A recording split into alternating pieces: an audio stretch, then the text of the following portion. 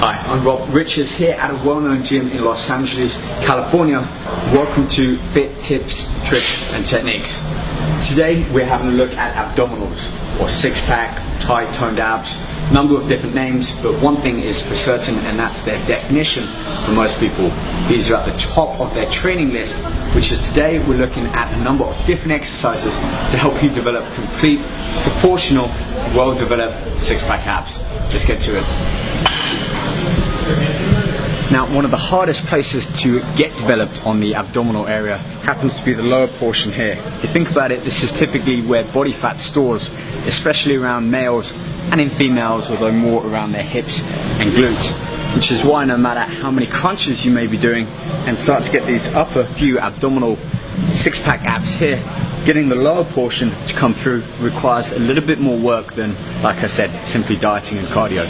So the first exercise I'm doing is lying leg lifts. This involves the hip coming forward with the lower abdominals contracting. You see, basically these abs and these are the same, crossed with these horizontal bands of muscle, which kind of give us that six-pack look. So the first thing we're going to focus on is working the lower section here to actually condition and develop these muscles, allowing us to then focus on the obliques and upper.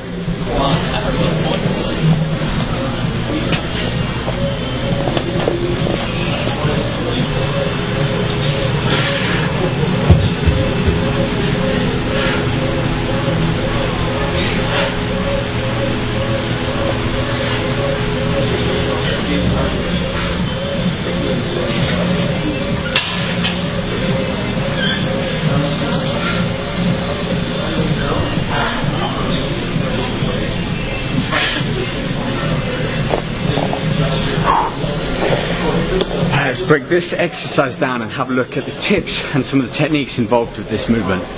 Firstly, my legs are kept fixed. I'm not bending at the knee, although if you find straight leg lifts a little bit too difficult to start on, keep the legs permanently bent and then just focus on bringing the knees closer towards the shoulders as you contract the abs. Secondly, breathing. You may have heard me. I'm breathing all the air out of the lungs, so I'm contracting my abs before I get to that peak of the movement. So combine them, I really start to involve and engage the lower area of the abdominal structure. So it's this breathing combined with that very focused small range movement, but actually engaging the muscle rather than swinging back and forth. If you're just starting off, 10, 12, 15 reps is a great number to aim for. If you want to start off in this exercise but your training intensity is already up here, aim for anywhere of 20 to 30 repetitions, again really focusing on that deep contraction. Alright, next up I want to show a variation to this to be able to step you up to that next level, allowing baby steps as you progress in your ab development. Alright, to allow us to be a little bit more focused on this exercise, again, not overloading the lower abdominals but keeping them a little bit more focused in that movement. I've got a small Swiss ball, this is about 55 centimeters, and I'm just going to lie down, same movement again, but lock my heels around the ball to keep that leg position absolutely fixed.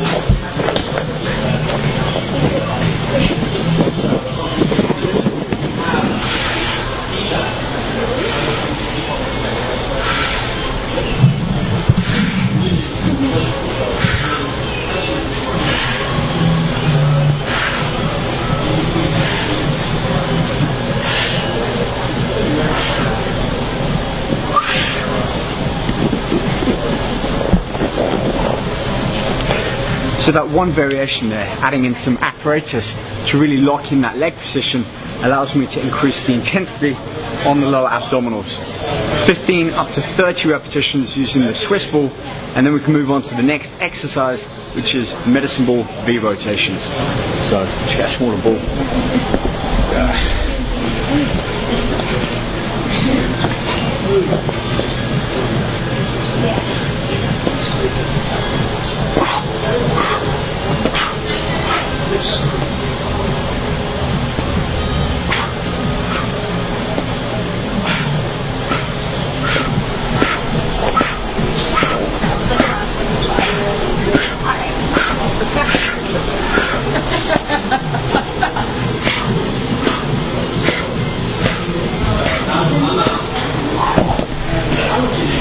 already that's starting to take my breath away. With this one, with the side rotations, the obliques, both the internal, external obliques, are kind of like these lower and upper V's, kind of like this. And they work by rotating the core, basically accelerating and de-accelerating, which is why it's useful adding in this resistance to allow us to focus on the speed of the switch. Another thing, breathing, short breaths. I'm exhaling each time I rotate round, taking a short breath in as I return back to the start. And thirdly, positioning. I start by leaning back, engage my abs so that they have some resistance on them, and keep my arms fixed in that ball at a set distance, rotate. Now I found if you do want to take the ball up, basically take the weight up, you can also use dumbbells to help lock your feet in and therefore add a little bit more resistance back into the movement. Right, moving on. Exercise number 3.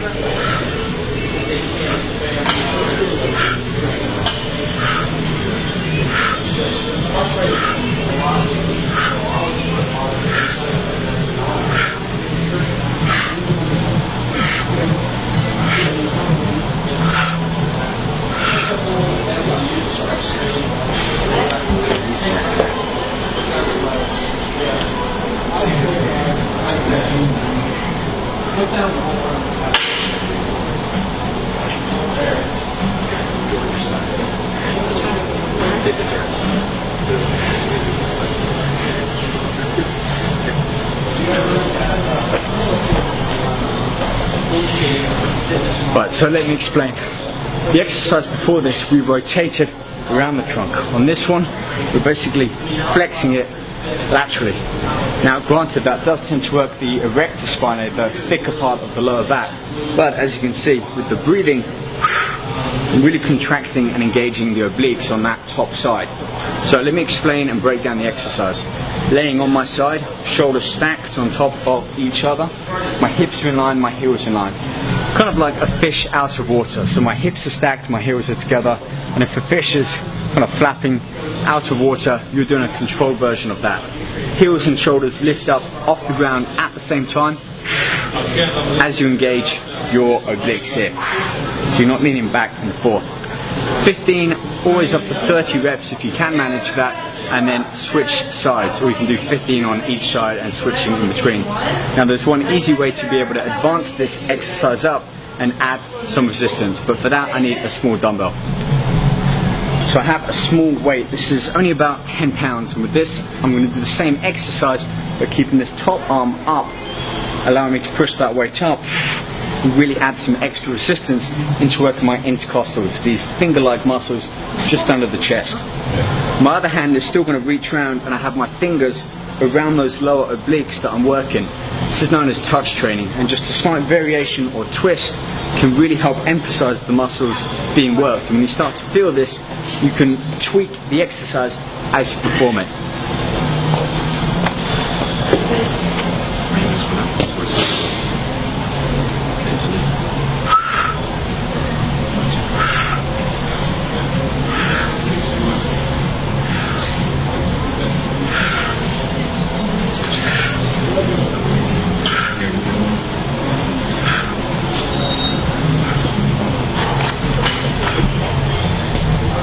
I may have included these exercises in what you can consider as the beginner abdominal circuit, but by adding in enough resistance, you're changing one of those factors enough to really make this quite an advanced exercise.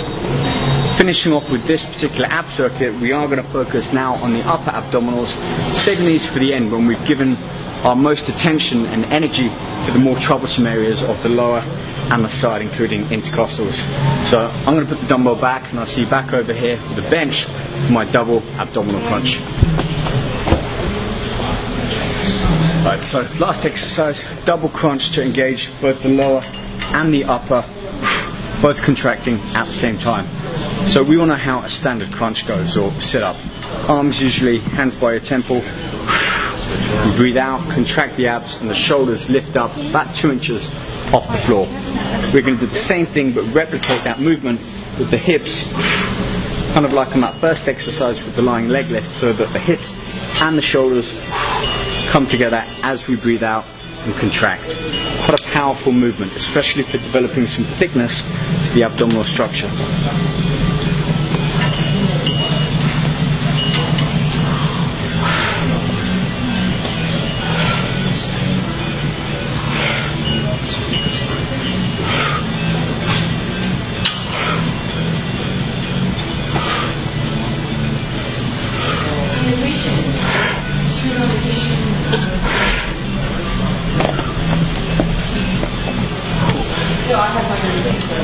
Okay, just a few points about this double crunch foot positioning. I have my feet, or my heels rather, on this bench here, allowing me to keep a right angle at my knees and my hips. Therefore, I'm adding a little bit of weight, basically my legs, over that lower abdominal portion, so that as I breathe out, contract the abs, bring my shoulders and my knees up to try and meet at the same point and getting that maximal contraction in the abdominal region.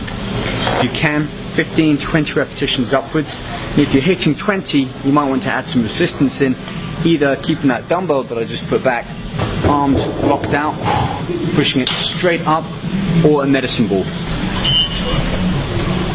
So as you can see, when it comes to getting six-pack abs, it's a lot more than simply cardio and lack of food. Everything in between, including exercise variation, repetitions, tempo, and advancement, adding in some resistance if you need it.